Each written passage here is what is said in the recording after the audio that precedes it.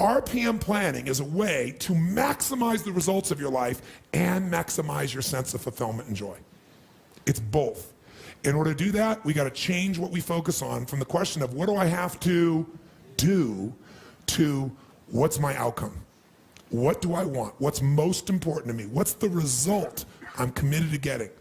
That one change will change completely how you respond in your life, because it'll change you from focusing where everyone's demanding your attention or what you're afraid of or what might give you pleasure in the moment to what's most important to you.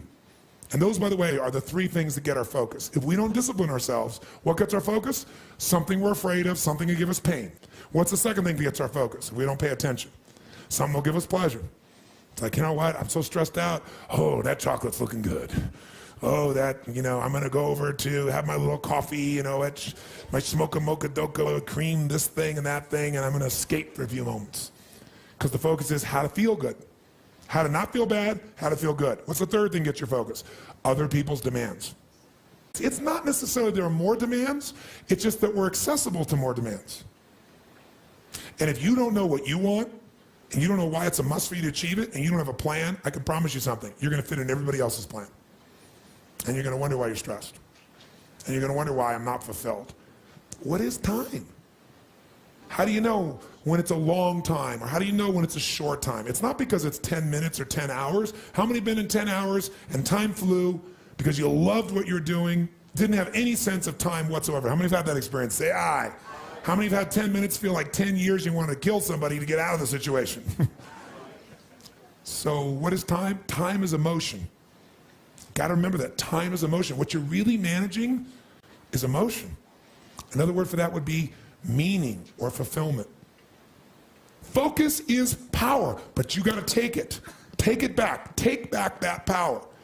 And you got to know when you do have that focus, how to chunk it, how to group it so you're not overwhelmed. Let me show you how to make it simpler. When mass information's coming at you, you get overwhelmed. Most of us are great deletion creatures. We delete most of life. Right now, there are millions of things around you could be focusing on, thinking about, giving meanings to, making decisions about what to do. Millions. And when you think about what it's going to take to do something, usually it takes a lot, and you're not going to want to do it. So I'll do it when? Later. As my Australian friends would say, later. Right? And of course, the problem with doing it tomorrow is when you get to tomorrow, tomorrow is today, and tomorrow never comes.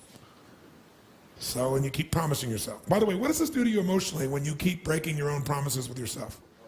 Or you keep failing to do things that you know are important?